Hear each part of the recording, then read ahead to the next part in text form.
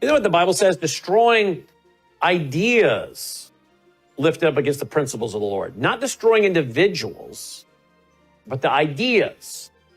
We want to buy time. We want to sell them rope and let them hang the straw men that they keep erecting. And that means that when someone calls in like Ron, you let them talk. And then you start going from squirming, thinking, oh boy, this guy's a politically correct leftist, to, wait a minute, he knows a little bit too much about Islam. That's true what he just said about Islam. Whoa, he has a heart for these 2 Jewish folks that were killed. All right, let's be gentle with someone like Ron and bring them along. Keep it going, right? Buying time, selling rope. All right, thanks for listening. Take care.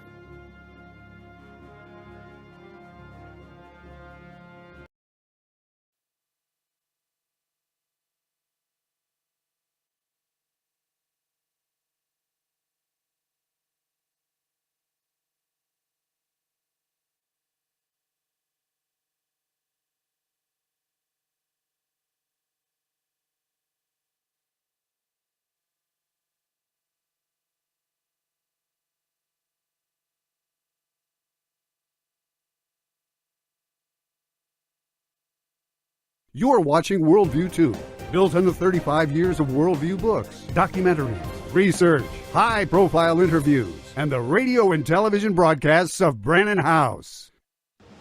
Colonel Rob Maness has a lifelong record of providing dedicated service to this nation. Having worked his way up from the enlisted ranks to full colonel, he served our country for more than 32 years. He has served as a bomber squadron commander, bomb disposal technician, Joint Chiefs of Staff Operations Officer, assisted the National Security Team with the campaign plan for the global war on terrorism. He authored the first theater nuclear war plan and served as the Vice Commander of America's largest airborne intelligence wing.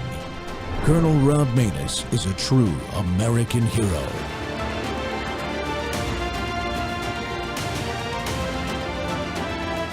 This is Rob Maness Live. Make a point about the victims here. Sarah Milgram is a Kansas City girl, and Yaron Lashinsky, his father is Jewish, but he is a devout Christian. And this love story between them very much represents the history of America, that love story between Jews and Christians, American Christians being, of course, the first population in human history to organize their religion and their country around the protection of Jews, around cherishing Jews, rather than oppressing us.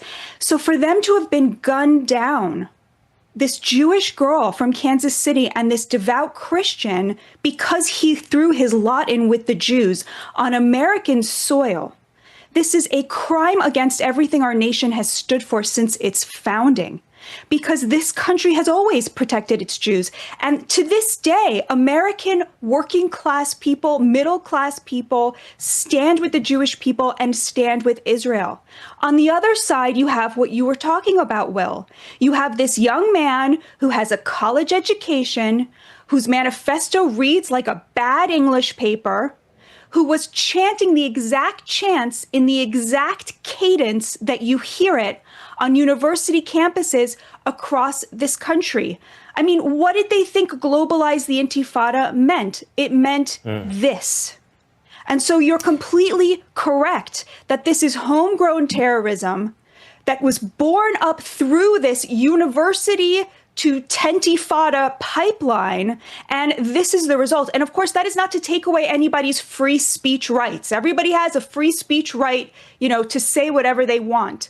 But I would just ask my fellow Americans, do you think it is right to ask Jewish students to show up on a college campus where they have to hear the same chants in the same cadence that came out of the mouth of a terrorist right after he murdered 2 people because they stood with the Jews or were Jews? The answer to that is no.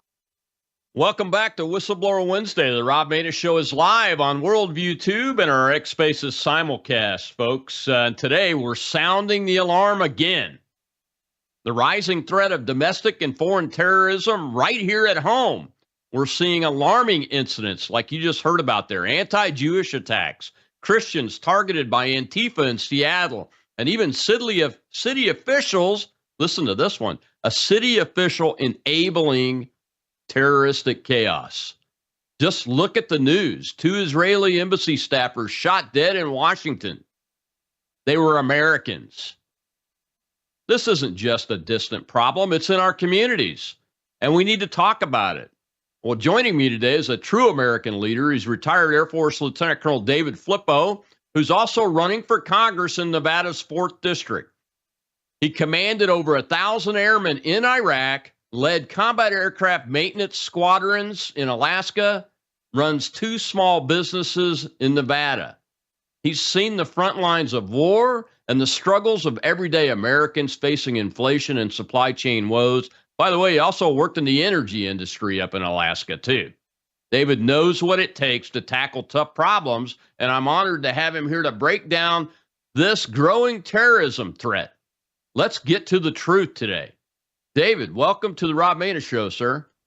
Rob, thanks for having me. It's really an honor. Thank you. Well, I appreciate you having the time to come on. But first, you're doing what I did once or twice, and you decided you're running for Congress. I have to give you the chance to tell us why before we dive into this very serious issue. Well, Rob, probably for the same reasons you did. You have a desire in your heart to serve your country, and that's where I am at. I've been very successful. Had a great military career. Worked in the energy industry up in Alaska on the oil fields. And, now I own 2 small businesses, and, I have a desire to serve. And the problem right now that I see in Congress is you have a lot of self-serving congressmen up there. So my guess is the same reasons you chose to serve your country in another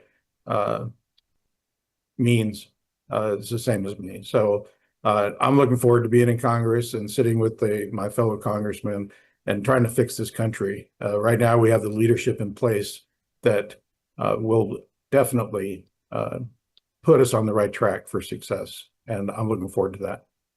Absolutely. I appreciate you doing it. Thank you for your continued service to this nation. And I appreciate you coming on to do this show. You led thousands of troops in Iraq in the combat zone, actually building and setting up bases. So you've worked with the small villages, towns, political leadership of those towns in a civilian environment, but also an environment that was heavily occupied by not just enemy soldiers and enemy military, but enemy terrorists from Islam, of which thousands have come into this country under the Biden administration. So I just think your perspective will be unique as we talk through this. And that first clip I showed there, I don't know if you were able to catch much of it, but it was about the shooting of the 2 Americans who worked at the Israeli embassy who were going to get married, a young man and a young woman, that were assassinated by a Marxist Islamist out of Chicago last Friday night, I believe is when it happened. That is an act of terrorism, is it not? Absolutely. And just by chance, I happened to be in D.C. when that shooting took place. I had some great visits with other congressmen and some PACs there as I'm working on my campaign. But that actually occurred while I was there in D.C. And obviously it puts everybody on edge, and the Jewish community especially. A community that's been attacked so many times over and over again. And it's a sad state that we are in this country. And it's just not those 2 individuals that got killed, but all of the anti-Semitism that's going on right now, and on college campuses even. And the definition of terrorism and domestic terrorism and international terrorism all come into play when we talk about our universities and what we have going on there. Yeah, that's very important. I'm glad you pointed that out. There's an intersection of Marxism, Islamism called the Red-Green Axis or the Red-Green Alliance. But in this case, we're talking about domestic terrorist acts today, which means here at home, but not all homegrown domestic terrorists are what we're at threat of here in this country now, especially now. I mean, we've had that threat for quite a while, but not to the level that it is now.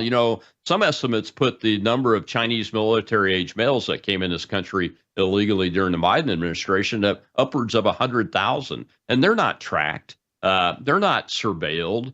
We don't have the manpower for the FBI to do counterintelligence on that many people. And then you have these university students that are on student visas that come in from the Middle East that are pro-Palestinian, pro-Hamas Nazi.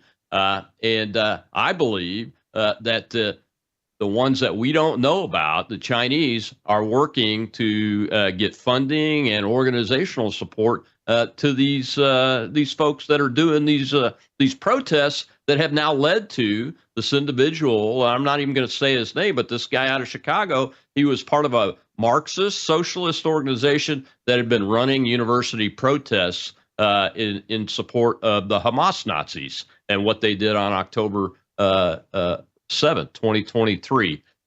What in your experience working with in a country that's been infested with this type of terrorist activity and this ideology, and having to work with local officials and building bases and starting from scratch, really, what use your perspective to tell us what you think about the actual scope of this threat and what we're seeing with this emergence of all these activities? Well, it's an ideology, right? And when we were in Iraq, and you and I served probably in the same time frame. I was in Iraq day one of the war. We were capturing Talil, capturing Kirkuk, and I was in Baghdad when we captured Baghdad. And there's so much going on. And that same, you got to think about this. It's been a generation now, 20 years, since 9/11. And we have a generation now that hasn't seen, felt, or even know much about that and what happened there, and what we went through as a nation with the terrorist attacks on the Pentagon and the towers. And so right now we have a generation of people, and college students are in that generation, that don't have an understanding of 9/11, and I believe they've forgotten. So they're listening to some ideology of maybe it's professors, maybe it's people like this man from Chicago who's spouting things, and they're believing it. And when they say, from the river to the sea, and then these college students don't even know what that means. They're just sheep repeating what they're told to say. This is a big problem. And with the college campuses and these foreign students on visas, we have to make a determination on, is that domestic, or is that more of an international terrorism? Because they're here on a visa, they're here as guests, and the State Department and the executive branch of our government, the administration, has every right, in my opinion, to cancel those visas and send these students home for not being good stewards, not being good guests, and being part of our country instead of radicalizing an ideology. And I believe that's what's happening right now. We need to get the courts. We got to get that decision from the Supreme Court made, so that the executive branch of our government, who is in charge of the State Department and the visa program, the ability to send the people home that are not staying here for reasons. So it's a big problem. And as you said, terrorism has been around for a long time, and that's the whole idea behind the Patriot Act, and the domestic terrorism started right after 9/11, because we had to define something that was internal to our country that we hadn't thought of before. Whereas before terrorism, we always wanted to fight battles on their soil, not ours. And now we're at a point where we have to fight these on ours. And if we don't do something about it, we're going to have another 9/11 type incident. Yeah, and you want to go to Congress. What are your thoughts on these judges? I call them rogue judges. They're destroying the credibility of the legal system in this country when they try to stop the executive branch from exercising its enumerated powers by sending these people out of the country that have shown support for terrorism that are not American citizens. They're here on a student visa. What are your thoughts on that, and what should Congress be doing to address that issue? Well, they're activist judges, and I believe in the judicial branch. The judicial branch needs to clean house and get back to constitutional law and following the law as written, instead of having activists and people who feel a certain way or think, well, maybe the Constitution doesn't really say what it says. We need to decide as a country whether we're going to follow the Constitution or we're going to follow the will of these activist judges. And that's where we're at right now. And we have all these district judges trying to influence national policy. That's not been done before. President Trump has not deported near as many as previous administrations, and he's being resisted in every step of the way. And this is really the mindset of the Democrats right now, is to resist. It doesn't matter if it's the right thing or wrong thing. They're going to resist anything that President Trump and his administration does. And that means involving the courts and getting district courts involved and stopping deportations of criminals, rapists, murderers. And they're protecting those individuals. It's amazing that this is happening in our country right now. It is. It's amazing that Congress isn't doing anything about it. They're the ones with the constitutionally enumerated power to establish and did establish the lower federal courts below the Supreme Court of the United States. And it's well within their power. And I hope you'll commit to demanding that action be taken from the Congress to get this under control, or basically delete those district courts and reestablish them. And then we can get new judges appointed. We'll be right back after this commercial break. And we'll see a clip from Antifa attacking Christians now just yesterday. We'll be right back.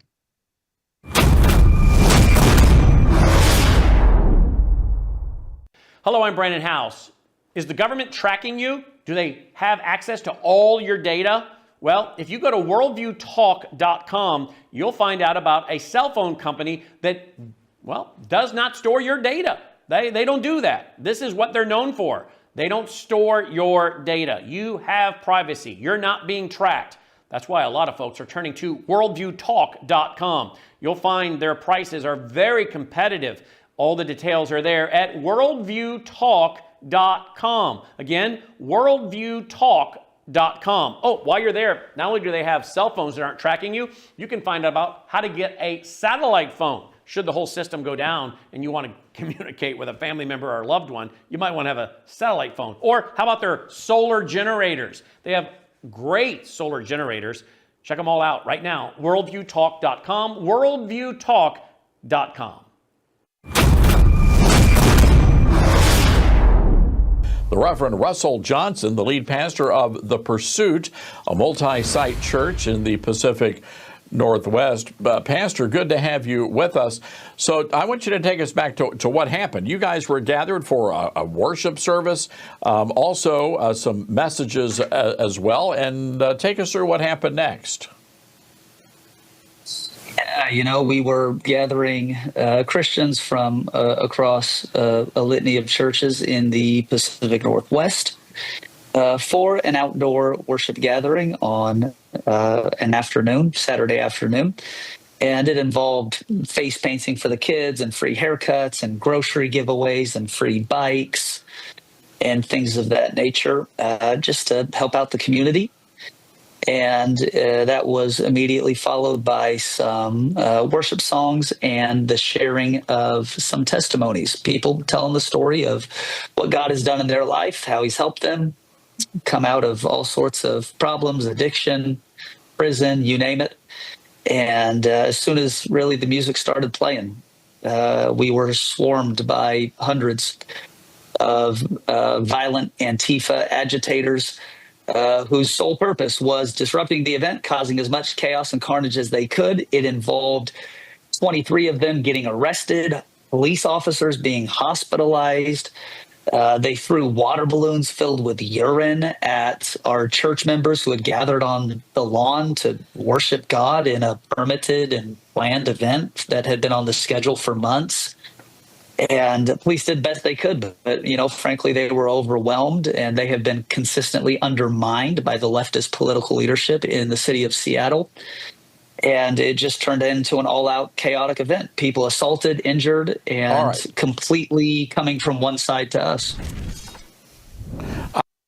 Welcome back to Whistleblower Wednesday. We're sounding the alarm about domestic terrorism and foreign terrorism on American soil today. My guest is a congressional candidate out of Nevada's 4th District, David Flippo, a retired U.S. Air Force lieutenant colonel, combat experienced commander in Iraq, businessman of small businesses in Nevada now, has worked in the energy industry in the oil fields of Alaska. A lot of experience here. And David, when you see that clip like that, that just happened overnight. I think it was yesterday afternoon, maybe the day before. And it's in Seattle, Washington, one of the largest cities in the United States of America. And this group, Antifa, and I go back to my Red Green Alliance every time I think about Antifa because they ally with Islamists all the time. And Antifa is anti-fascist. They are Marxists that are organized to literally do violence against anybody that disagrees with them. What are your thoughts, initial thoughts on that? They're attacking a church worship service designed to help the poor in the community. It's unbelievable. Isn't that crazy? You know, because they're a Christian organization and they're trying to do the right thing and help others in need, and they're going to go and attack that. And that's exactly the definition of domestic terrorism.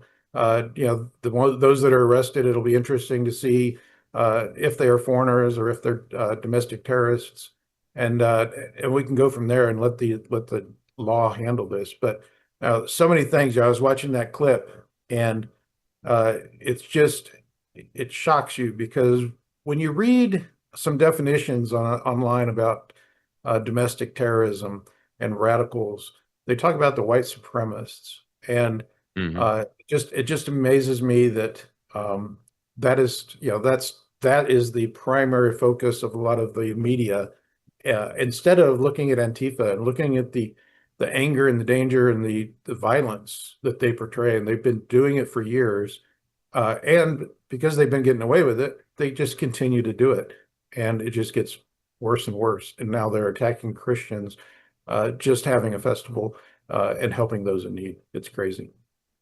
Yeah, Antifa was heavily involved in all the violence in the Summer of Love.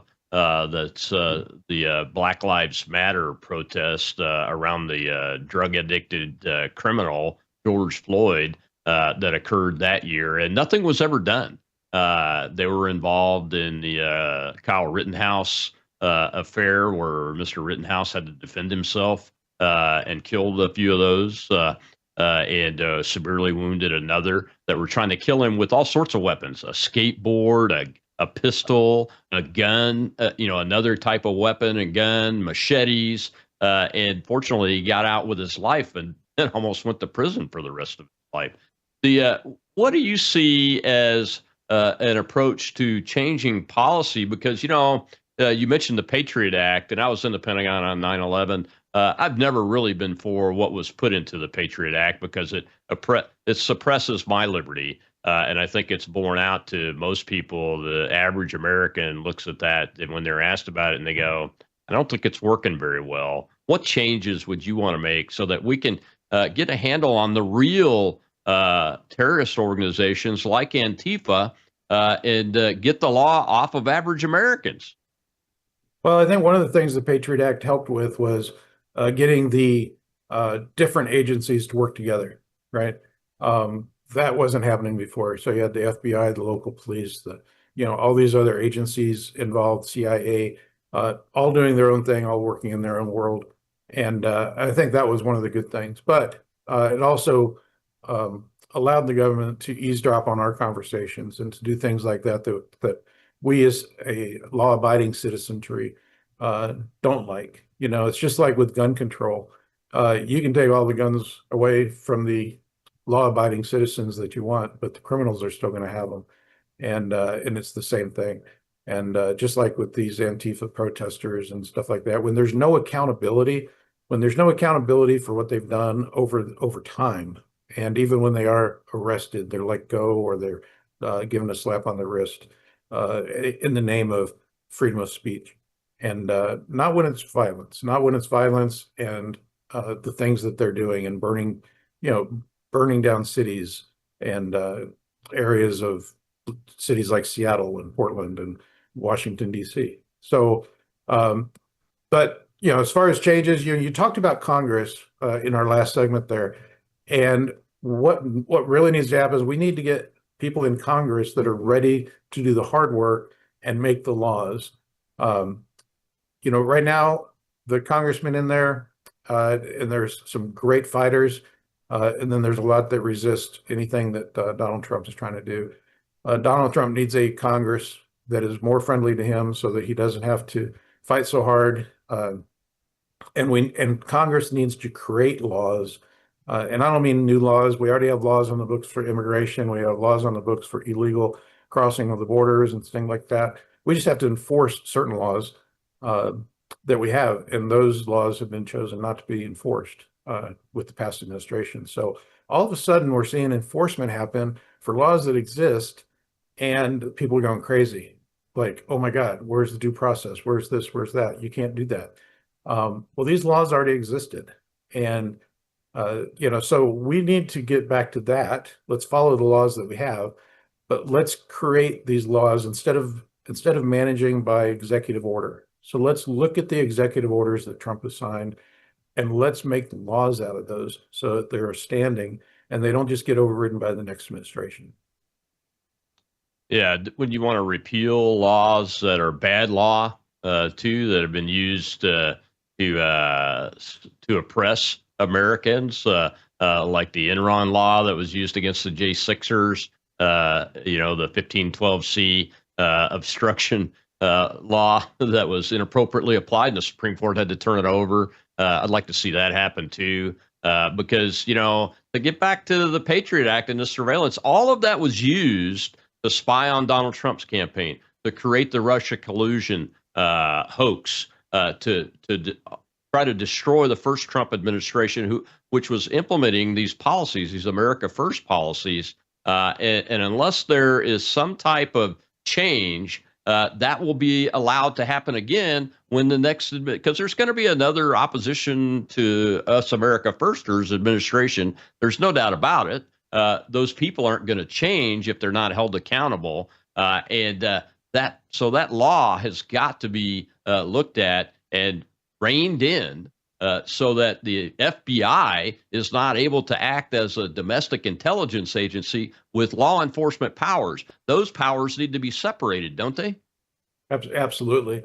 We need to look at all of that. It's going to take time, and it's going to take a Congress willing to do the hard work. When I was in DC last week, those guys were having meetings all night. They're starting some meetings at 1 a.m, and they weren't done until noon the next day, to get that the bill passed, for the budget. These guys are working hard. We need to get this budget taken care of so that they can create bills or create laws as the lawmakers of the country, so that they are solidified, and repeal the ones that are no longer valid or were unreasonable to begin with. So all that needs to be looked at. And I think there's a lot of good people in Congress, a lot of good people that are working hard. But I'll just throw my opponent out there right now. He's resisting everything that this administration is doing. He voted to keep men in the women's locker rooms. He voted against no tax on tips, no tax on Social Security, anything that just seems to make sense. The Democrats are lockstep voting against anything right now, no matter what great ideas there are, and to include this budget bill. So we need to get this budget bill passed, and then we need to start forcing the hands of the opponents and those that are against Trump's agenda. And we need to get more members in Congress that believe in the Constitution, and get back to the government of, there's really 4 main purposes of government, and that's protect people, protect lands, treaties, transportation. So we've gotten so far outside of that, the purpose of government, that we need to rein in. And Trump is trying his best to rid the swamp. And if you look at all of the people that are screaming the loudest, about these cuts and the cutbacks for the the government workers and stuff like that are part of the bureaucracy that's creating this problem, they're the ones screaming the loudest. Yeah, they are. Unfortunately, though, the Doge cuts didn't make it into the big, beautiful bill. And some people are saying that it's a rug pull. It's not going to happen. Even Elon Musk has kind of distanced himself in the last 24 hours from that effort and is saying he's going to walk away from politics. He did his part, and he's going to focus on, SpaceX, Tesla, those kind of things. We're going to see in the next clip, David, same report as the last clip, but the surprising thing for me was the setup. These are elected officials that are working in opposition to Christians that are trying to help the poor in the community. And it's just absolutely mind-blowing what you're about to hear from a pastor. And I don't know what kind of pastor this guy is. I don't really care at this point because what kind of community, what kind of society do we live in that where elected officials are supposed to protect everybody and ensure our safety and our security, and they do a setup that allows violence to be placed on not just adults but kids. Kids were in this Christian crowd over in Seattle when this occurred, and the mayor of Seattle, you'll see here in just a moment after this break, is responsible for the when, where of this event. We'll be right back with David Flippo, congressional candidate for Nevada's 4th District.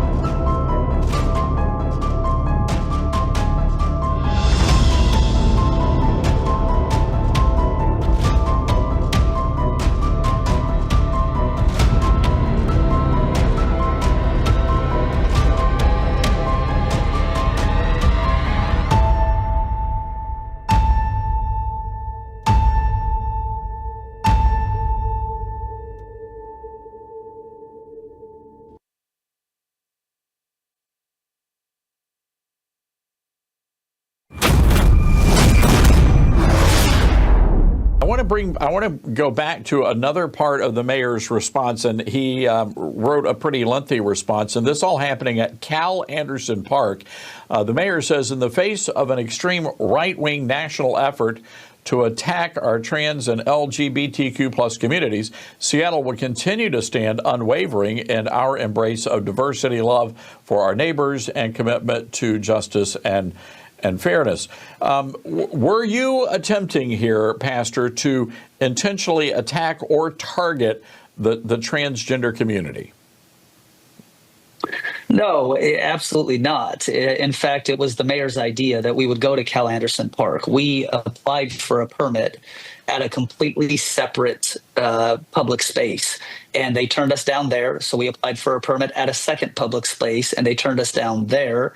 And the city emailed us and said, why don't you do it at Cal Anderson Park, which we agreed to. And so now the mayor's trying to spin this narrative as if it's an intentional targeting of Cal Anderson because that's the seatbed of the LGBTQIA plus community, and this is antithetical to Seattle's values. And he's completely missing the point.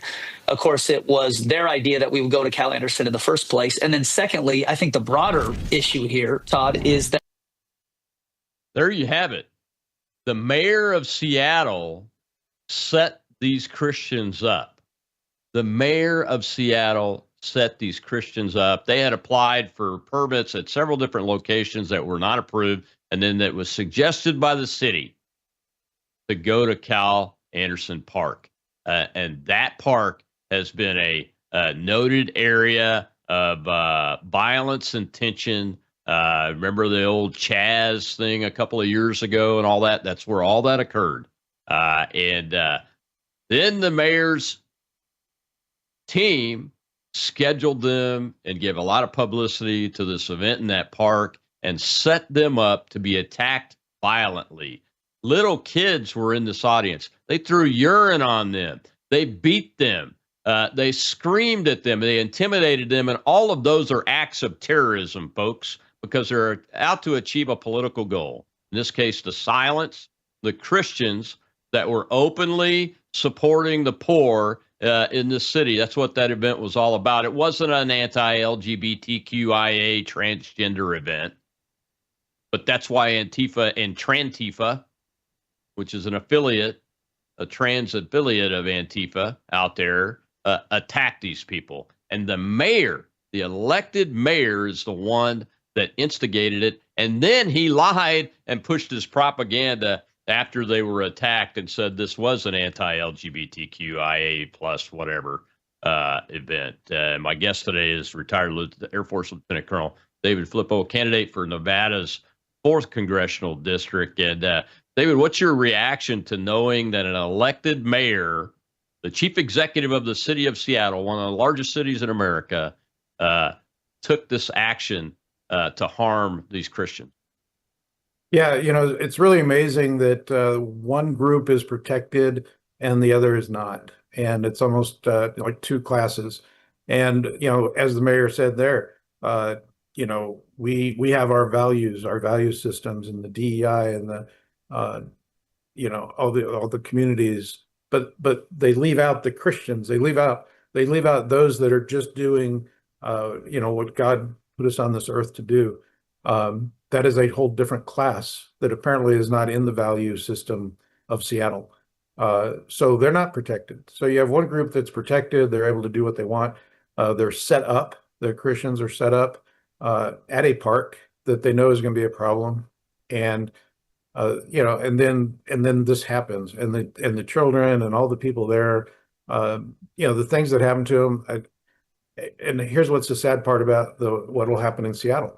Was anybody arrested? And if they were, will they be held accountable? Because it all goes back to accountability. Until you start making people accountable for their actions, and that doesn't happen, especially in Seattle. Yeah, we saw in Portland, Oregon, where nightly for many, many days, Antifa attacked the federal courthouse during the Summer of Love. Nobody was really held accountable. There might have been one or two arrests there, but I mean, you have on video Navy veteran shooting a large firework at the federal law enforcement officers there. Same thing with the Chaz operation. I mean, a young kid was killed in that Chaz operation. Was anybody really held accountable in that? And now you have this, and the elected mayor is actually working against the safety and security of a group because of their religious beliefs. That seems very antithetical to what the whole Constitution and separation of powers is all about, isn't it? And absolutely. And apparently, as I said, not part of the value system of Seattle. When what happened in Portland and what happened in Seattle in the Summer of Love, and then that escalated to other cities to include Washington, D.C. But yet nobody's held accountable. And destruction of government property, and destruction of police vehicles. To me, those people that were arrested need to be held accountable for the cost of replacement, because guess who gets to replace all that stuff that they destroyed? The taxpayers. And that is all missed in any of the media, is how much that costs. Each of these protests and each of these things that they did where they're burning, police stations and burning cars and destroying property. What is the cost of that? And who's paying for that? The taxpayer. That's got to stop. Those who commit the crime need to be held accountable and pay for the damage they do. Yeah, unfortunately, it doesn't seem like we're going to see much accountability out of the local authorities. Now, terrorism is a federal crime, if I understand it correctly. You're running for Congress. What would you be doing if you had an incident in groups like this in Nevada from a congressional perspective? Yeah, well, we would obviously, it's the local level needs to do the arresting and things like that. Federal government's going to come in and be engaged. The FBI is going to be involved, obviously, and we'll get the Department of Justice involved. And I think now that we have the administration that we have, maybe we'll start seeing some accountability. Maybe the FBI will get in there in Seattle. But, just like what happened with ICE the other day with that judge, when the judge can take the criminal out the back door trying to avoid ICE, is that what's going to happen in Seattle when the FBI comes in to hold people accountable? Are they just going to sue the federal government? And that seems to be the delay tactics. And it's like, well, we'll just wait this administration out with lawsuits, right? We'll just create so many lawsuits that they're not going to get anything done for the next 4 years. And then hopefully maybe we get an administration that is friendly to their cause. And I don't think the American people are buying it. I don't think the Democrats are buying it. I don't think the Democrats want men and women's locker rooms. I don't think they want everything that the Democrats are against right now, or you could say for, right? So they're for more taxes. They're crying on the pulpit, saying that this is the largest tax cut in history, and again, on the backs of the American people. And I'm going, how does that make sense? So it's a tax cut, isn't that? The only way that makes sense is if you believe the government is supposed to provide everything for somebody, right? That's the only way it makes sense. And they're crying on the in Congress about that. So you got the Democrats just waiting and hoping that we can just lawfare this out, create so many lawsuits that there's just nothing that can get done. And that's the tactic right now. And we got midterms coming up, and I don't think the American people are buying it. Yeah, well, we certainly didn't vote for men and women's locker rooms and those kind of things. We voted against it. That's why the president has signed these executive orders eliminating DEI. We've got a hand up over in our live audience on X, so let's go ahead and take that question. Shell is our hostess over there. Go ahead, Shell.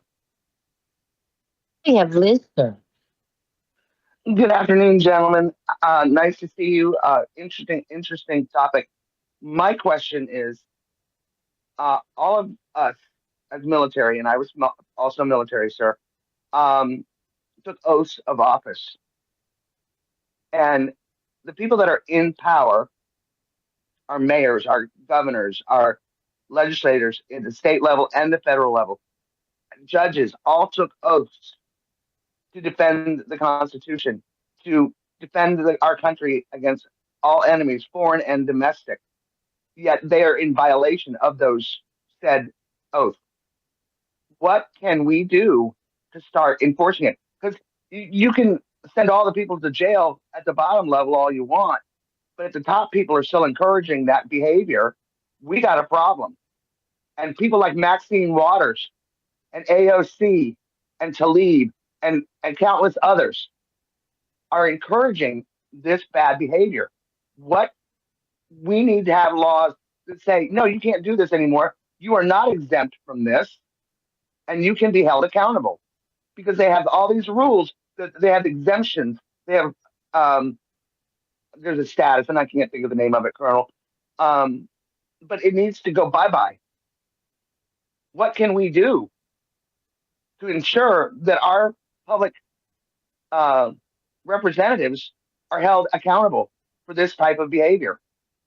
Thanks, Liz. That's a great question, David. Right, absolutely. So yeah, thanks for that.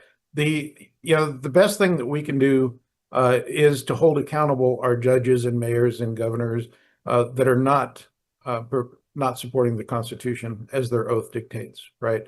That is obviously when you're in a city like Seattle, where it's extreme left, and their definition of the Constitution is different than most of the country. That becomes a problem. And obviously it takes an attorney general and it takes the courts within the states to hold the mayors and things accountable, even if it's the governor. So my suggestion for anybody out there is, if you want change, you need to vote for the change, and you need to get rid of the liberal left that doesn't believe in the Constitution, it doesn't believe in protecting human rights, and it doesn't believe in following the dictates that their oath was to do, and protecting all those citizens against all enemies, foreign and domestic. And it's kind of like the topic today is the terrorism and the foreign and domestic terrorism. And what is the responsibility of government? The responsibility of government is to protect people and lands. That's the primary purpose. And if they're not doing that in their office, then the only thing that we, the people, can do is vote them out. Yeah, how do you feel about the immunity protections of the legislative speech amendment, the concept in the Constitution? We saw that Congresswoman up in New Jersey get arrested for her actions, even though she was at a demonstration, tried to claim, free speech and immunity under the legislative speech law in the Constitution and everything. How do you feel about that? And will you take that issue on in the Congress? Because it's not being... people get off too easily using that part of the Constitution, in my opinion. Absolutely. The legislators have created a rule for themselves, but not others, right? Where they can say what they want, even if it's a lie. They can say it on the halls of Congress. And then they extend that out to being able to push and shove and, against FBI agents or ICE agents or any police officer in the name of them being a congressperson. That's another thing. I mean, we need Congress to hold that person accountable, censor, and, do that. But that, the fact that they have that law in there where they can say what they want to say on the halls of Congress, that's part of the problem, because they get up there and they preach from there about resisting and about, taking it, they use the words fight and attack and but they only see it when we say it. When the right says it, it's bad, but when they say it, it's free speech. It's such a two-sided story right now. It sure is. So we got to take our last break, Dave. When we come back, we'll hear from ex-CIA targeter Sarah Adams about the coming storm here in the United States from probably Al-Qaeda, ISIS, those types of Islamists. We'll be right back with David.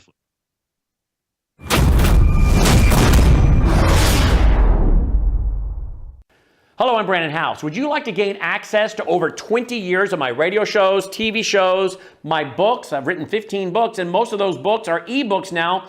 And we have conference DVDs, conferences where we filmed our conferences at the Ozarks, literally starting 20 years ago. It's all available in our archived vault. All you have to do is go to worldviewtube.com/vault, worldviewtube.com/vault, and for a reasonable monthly fee, you gain access to over 20 years of Christian worldview programming, news, information, books, documentaries, and a powerful search engine. And folks, it's a great way not only to educate yourself, equip yourself, but it's a big way that you can help fund our continuation as a broadcast network. Please check it out.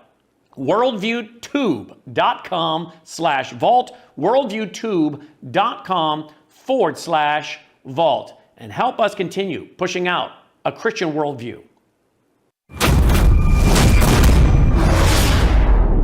Metal detectors. So this bomb basically goes to the metal detector, okay? So they were showing it off then. Well, now Al-Qaeda's advanced and it's in a suicide vest. But the interesting part is it doesn't just go supposedly through the metal detector.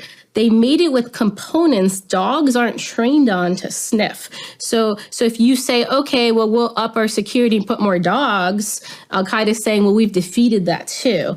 And this is the type of vest they plan to use potentially in their homeland attack that's coming up. So it's very concerning because we aren't prepared for that. I mean, most of the buildings you go into, even if they have some sort of thing, it's already defeats that.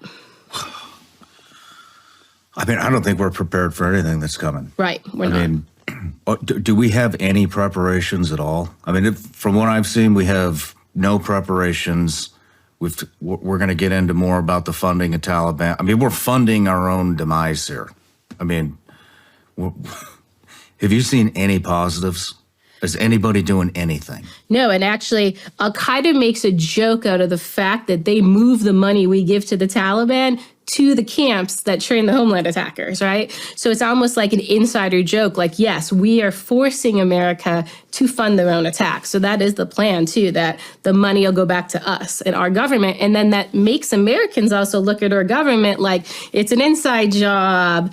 You knew it, right? And so Al-Qaeda is going to play that game, which is really interesting. Al-Qaeda found the Building 7 conspiracy stuff fascinating. And they have actually had discussions about how we could do ruses and bring in the Building 7 people to make them blame their government more. So they're actually even looking at our conspiracies and targeting those people for the homeland attack. So basically, those people almost back Al-Qaeda as revolutionaries and rebels and heroes against our government. Kind of like how the Hamas supporters do it. All right. So we have a list of stuff to go down here. Welcome back to the Rob Maness Show. It's Whistleblower Wednesday, and that's probably the most explosive thing you'll ever hear. That's an ex-CIA targeting analyst that was in Benghazi, worked that issue, worked the Afghanistan, Taliban, Al-Qaeda issue, and Sean Ryan, who's also a former CIA, Navy SEAL, I believe, discussing openly their concerns about what's happening today. And my guest today is congressional candidate in Nevada, 4th District, David Flippo, retired Air Force Lieutenant Colonel, led thousands of troops in combat in Iraq, building bases throughout the countryside. So has dealt with that part of the world, the Islamist ideology associated with it. And David, there's a lot to unpack in that little clip there. I guess, first of all, is she's right. That's a fact. We are funding the Taliban, and Al-Qaeda is joking about moving that money over to the camps where they're training people that are infiltrating this country to conduct a homeland attack that will be 10 times larger than the October 7th attack in southern Israel. You know, my first reaction to listening to that was, have we learned nothing? Right? You know, and that goes back to my point that we have a whole generation now that wasn't here for 9/11, wasn't here for the towers coming down or the Pentagon attack. And they have gotten to a point where we are going to have the same problem over again if we don't wake up, right? They want these people to stay in our country. They don't want the administration to deport them. You know, when they're showing that they can't be good citizens, right, and they're good guests, and yet they want them to stay, and it's amazing. And my first thought was, have we learned nothing? Right, my life changed on 9/11, probably like yours. You know, spent years in the desert after that, and you know, time away from my family, time away from home, and you know, to protect our country, and we've learned nothing. If when I hear a CIA agent say that what I just heard, we've learned nothing, and that has to be taken care of. We have to take it seriously because there will be another attack. You know, it goes back to, let's look at Syria right now. The president there, Shafra, Shara, you know, he was Al-Qaeda, but he's been a number of different things, and he kind of goes back and forth, and now he's wanting to become part of the Western world, but his history is that it's really back and forth. Now, I'm all for diplomacy. I'm all for giving him a chance. You know, we gave Hamas 20 years to build their country and to create Gaza into an area that could peacefully live with others. And instead of doing that over a 20-year period, they decided another avenue. And look at them now. So you've got Hamas and the Houthis and Hezbollah. Hezbollah is just to the south of Syria. So, you know, now you got a leader of Syria that wants to work with the West. And I hope he's sincere. And I believe that we should attempt to have diplomatic relations and do that. But from what I'm reading, he's already, you know, looking at Iran and Russia as allies. So, you know, where are we going to be? Is that going to be the next safe haven? So we have to look at all this in a worldview and decide what we're going to do. So I think we do need to be diplomatic. We need to give him a chance in Syria, but we need to be cautious in what we do and how we do it. Well, yeah, and that's what I was getting at with the Patriot Act. The Patriot Act focused all of our intelligence agencies and from collection to exploitation and dissemination and targeting primarily on the inside.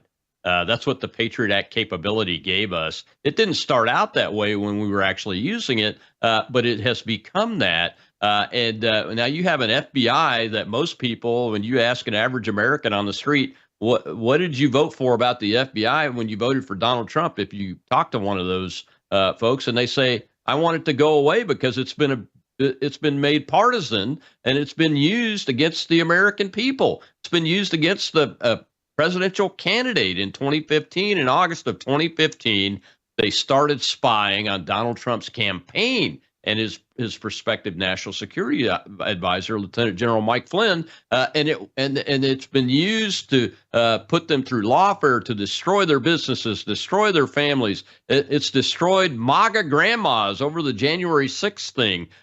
When you have Antifa people that are killing people.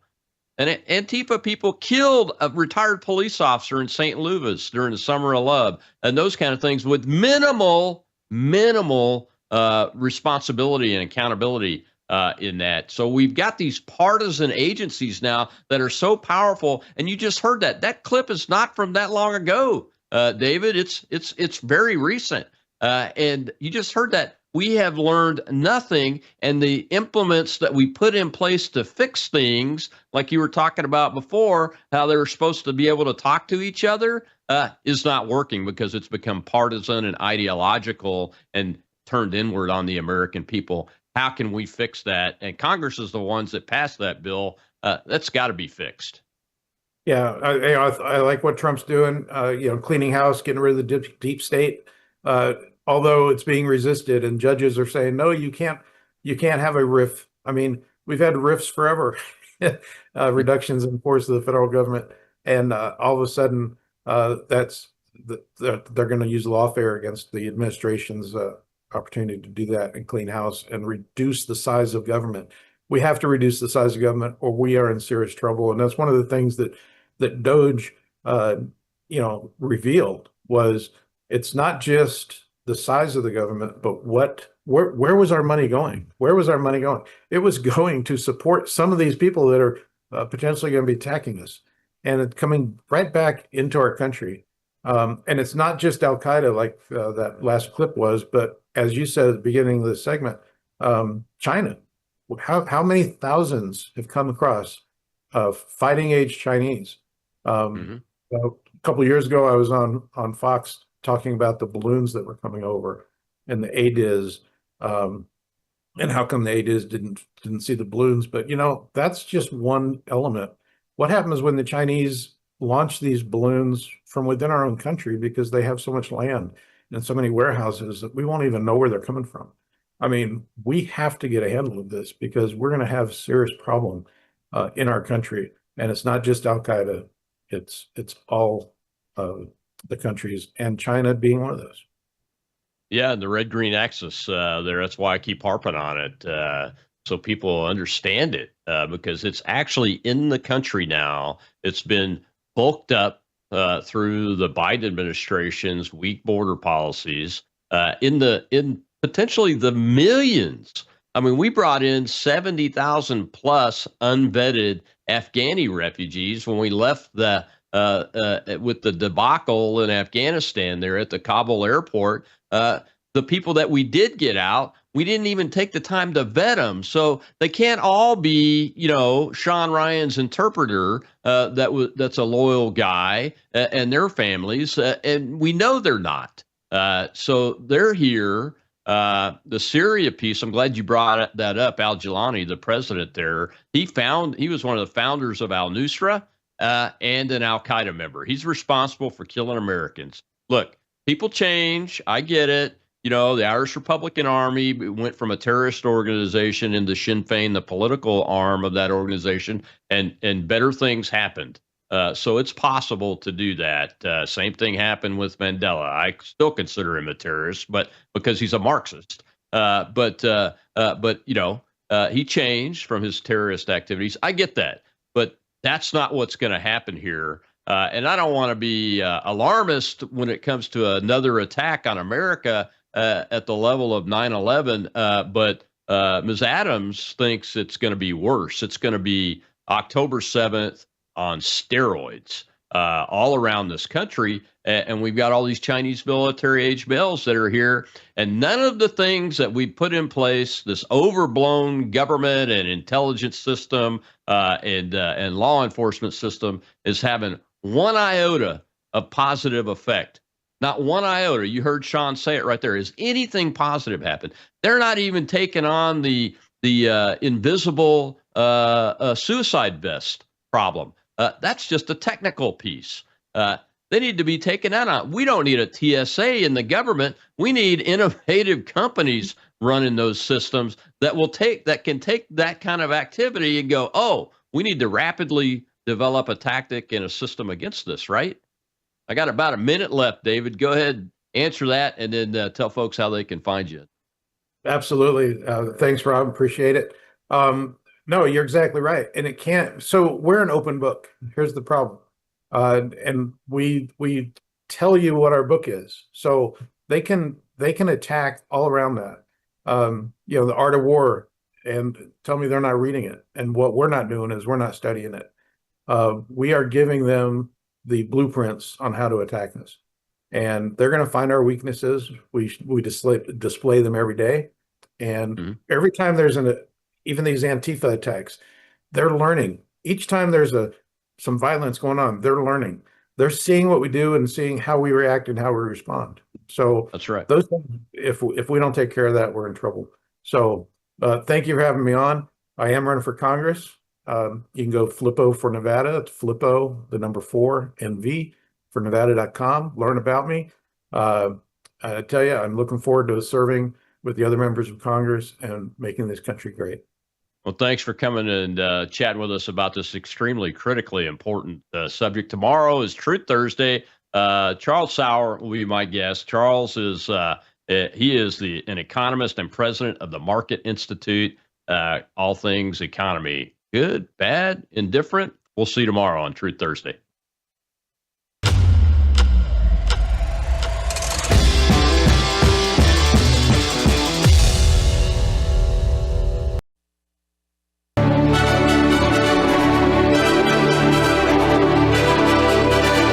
This is Brannon House Live. Whether the issue is law, science, economics, history, family, social issues, education, religion, government, or national security, Brannon brings the issues of the day into clear focus through the lens of a Judeo-Christian worldview. And now, here is your host, Brannon House. And good evening. Welcome to the broadcast on this May 27th, 2025. Hope you had a great Memorial Day weekend. And most of you are thinking today feels like Monday, but it's not. It's Tuesday, May 27th, 2025. Glad you're with us. Hey, we're going to have Colonel Rob Maness with us. Pete Hegseth is driving the liberals crazy, the godless crazy, because he's daring to hold a voluntary prayer service and pray. You got to see this video, folks. Very encouraging. Guess what else he's doing? He's doing an investigation into the Biden regime's disgraceful pullout of Afghanistan that got people killed. And guess who's going to be a part of that investigation? One of the people helping lead it. That's right. Stuart Scheller, who is right here in our studios. Remember him? They sent him to the brig for speaking truth. Well, pretty quick, we brought him to our studio, paid for his hotel, lodge, hotel, travel, and gave him an honorarium to encourage him. We were interviewing his parents while he was in the brig. Remember that? Interviewing his parents while he was in the brig. Then when he got out, we booked him right away to give him some funds, to help him, to encourage him. Well, now that young man is part of the Pete Hegseth team to investigate what happened at Abbey Gate. Colonel Rob Maness and all that, including the attack on free speech. Young man, you're going to see the speech. Young man gave a speech about his shirt. There are only two genders. That's what his shirt said. There are only two genders. The school cultural Marxist apparently went nuts. And now the Supreme Court doesn't want to hear the case? Are you kidding me? Going to get on all of that, along into that with Colonel Rob, along with what is going on with Russia and Ukraine. President Trump seemed to be caught flat-footed when asked by the media, hey, when you say Putin's going crazy, it could be because the drones attacked his helicopter. President Trump said, I was not aware of that, but that might explain it. Now, here's the question. Why didn't President Trump know? Could it be because there's, again, too many deep staters around him that aren't briefing him, that are keeping him in the dark? I would hope he really chewed somebody out over that, because our president, President Donald Trump, deserves top-notch people working around him, keeping him informed, protecting him, giving him the information he needs as president, as commander-in-chief, not finding out from the press. What does that tell us that happened? I want to ask Colonel Rob Maness about that. I also want to talk to Annie Cyrus tonight. Annie has written a ton of articles tonight at liveuptofreedom.com, liveuptofreedom.com. She's got a ton of articles out tonight. America's Jihad Martyred Cult. Welcome to the Sharia-free zone. Dear church, wake up. And a seat at the table and a hand on the wheel. There are too many jihadis getting in again into this White House that are not being apparently vetted. Again, we need to protect President Trump, help President Trump. We're going to get into that with Annie. And then we're going to be joined also by Nick Helsher. Great feedback from Peter McCullough last week's testimony before a Senate committee. But also, did you know the World Pandemic Treaty has been implemented? The World Pandemic Treaty has been implemented. That's right. Thankfully, President Trump is getting us out of that. But what are these globalists, the WHO, which are so tied to the CCP, to China, this UN pro-Chinese group? What are they doing? What are they preparing for? What does Nick Helsher think they're preparing for? Before we go to our first guest, I want to remind you, go right here. worldviewtube.com/sponsors. worldviewtube.com/sponsors. The one I want to highlight real quick, worldviewtalk.com. worldviewtalk.com. Guess what they're offering over there? Free Starlink. We have one. We have a portable Starlink we got from this company, Worldview Talk. A free Starlink with a very reasonable monthly plan. Now, you can get one that isn't portable, that you affix to your house, or you can get one that you can carry with you in your motor coach or take up to your lake place.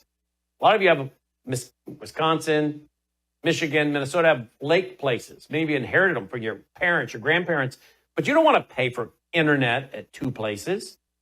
Take your portable Starlink. Maybe you got an RV, a motor coach. Take your portable Starlink. Whether it's portable or whether you affix it to the house, you're going to get massive 5G, massive 500 GB high-speed internet plan, and you get the Starlink for free, saving hundreds of dollars and supporting this network at the same time. And a great company like Tina's Worldview Talk. So check it all out. The solar generators, the beanies that protect your head from the EMF. So much. Bulletproof backpacks. It's all there. Worldviewtalk.com. Check it out. Look at that, folks. Worldviewtalk.com. All right, joining me now is our buddy, Colonel Rob Maness. Are you guys ready for some good news? Something that is completely driving the Marxist, globalist, godless crazy. And that is Pete Hegseth. Pete Hegseth, I think, is doing a pretty good job over there at the Pentagon. And apparently, he's doing something that hasn't been done ever or in a very, very long time. I don't know. I've not studied the history of it. But I do have I think a video here. Let's see. Someone claiming that this is a first. I think it's a news outlet I've read somewhere claiming it's a first, that Hegseth is going to be leading regular prayer services, and that this is a first. I want to get to that and play for you actually his prayer. But first, let's go and welcome Colonel Rob Maness. Colonel, welcome back to the broadcast. Thanks for being with us. Hi, Brandon. It's good to be back. So he's making history, is he? Oh, absolutely. He's making history. You know, the prayer service is just a small piece. The bigger one is the directing a further review of the Afghanistan withdrawal debacle, and quite frankly, the people he's chosen to lead it are what's driving the globalist people nuts. He picked Who's he chosen? He picked Sean Parnell, who's the Assistant Secretary for Public Affairs, but was a combat officer, platoon leader in Afghanistan. Wrote a book about it called The Outlaw Platoon. And the other gentleman he picked to lead it is former Lieutenant Colonel Stu Scheller, who, as you may recall, is the only officer to be held accountable for the Afghanistan debacle because he dared to put out a video asking for the generals and the admirals to be held accountable. And you do know that we brought him. Go ahead. And we brought him into our studio. We paid him an honorarium. We wanted to bring him in. We wanted to encourage him. We wanted to help him out a little bit. I don't know if you know this, but he came into our studio and did a full evening with us. We were the first groups to reach out to him. That's fantastic. Thank you for doing that. He's a good man, very courageous. Anyway, he and Mr. Parnell are leading the effort, and that hasn't been done to the generals and admirals ever, I don't believe. Wow. In fact, I want to do this. Let's just play a little clip. Here is where Stu is in our studio talking about this before the election of Donald Trump, when none of us even knew Donald Trump was going to get reelected. And now he's heading up the review committee on handling how this debacle in Afghanistan was handled, which, by the way, I have a nephew who was a sniper who was doing Overwatch, from what I was told. In fact, he told me the story, and they barely got out. They were on one of the last planes to go out. So, this even touched our family indirectly. But for some families, of course, their loved one never came home alive, right? That's right. But here's Stu talking about this in our studio, not too long ago. Watch. In the Afghanistan withdrawal, if you watch the general's congressional testimony, the guy that was in charge was Frank McKenzie. So he is the CENTCOM combatant commander. So he reports directly to the Secretary of Defense, and then the Secretary of Defense reports to the President. Most people don't understand that. They think General Milley or the Chairman of the Joint Chiefs are somewhere in there. If you were to look at a line and block, it's like a dotted line off to the side, so General Milley can advise and get in there. But ultimately, it's Frank McKenzie who's the guy that's in charge. And when you listen to his congressional testimony, he said, well, I told the Secretary of Defense and the President that we needed 2,500 troops. Why 2,500 troops was relevant, why he was saying that, is because if he had that 2,500 troops, he could have held Bagram Air Base. And Bagram Air Base was obviously the critical piece of terrain that we needed to conduct this evacuation. And the President wanted everybody out by September 11th, or he wanted it significantly tapered off prior to that so he could have everyone out by September 11th, rejected that and said, no, I want less people, this is the timeline I want. So problem number one, as the 4-star, like what you asked what the failures are, right there is a perfect example. You're a 4-star general officer, and you're the Secretary of Defense or the President, and I'm here. I need to convince you, hey, sir, you want out of Afghanistan? All right, I'm the military expert. This is what I do. This is what I've done for 40 years. I'm not picking 2,500 people randomly. This base is important. I need to hold on to this base so that I can achieve the objectives that you want. Frank McKenzie failed to do that. He failed to convince his bosses why that was important. Did he even argue for it? I don't know. But at least he didn't convince them. He didn't convince them, which is what's the most important thing. So there's the breakdown number one at the operational level. Number two, so now you're Frank McKenzie, and they say you can't have the troops that you want. So he has to go back. And by the way, I know the operational planners that built the plans for Frank McKenzie, and they told me, Stu, we had multiple plans to keep Bagram, but it required these force numbers, right? So now it's like, all right, guys, here's the restraints on our plan. So he comes back, and they think, well, we can't hold Bagram. What we can do is we can hold Kabul airfield. And they still made bad assumptions about the speed with which the Taliban could advance. So as Frank McKenzie now is analyzing this new problem, if he thinks that it's not executable and that it's going to put people at risk, and he's going to lose lives unnecessarily, then he has a moral obligation to resign. Because he can't go into the plan knowing that it's going to fail if it's going to get people killed. He doesn't do that. Failure number 2 at the operational level of war, right? You failed to convince the boss, and then you analyzed the new restraints on the plan, and you still said, we're going to do this. So then he goes through execution. The Taliban speedily moves through. They blow right through Bagram. There's gear, weapons, people, the whole story hasn't even come out. I believe that we had American weapons still in Bagram that they got, that they probably attacked us with. There's reports that potentially the people that conducted the attack were released from Bagram. All these, I don't know, but the bottom line is we can say definitively we should have held on to Bagram. And then we can say... And by the way, for the lay people, Bagram Airfield is how far away from the one in Kabul airport? I want to say it's probably 50 miles at most. I mean, it's not far. It's right there, but it's on the outskirts. And we that night that happened, we had General Flynn. I had General Flynn on the air live, and he said the same thing. We should have held that air base, Bagram. It's a no-brainer. I've been to Bagram. I mean, the civilian person who's never been there can't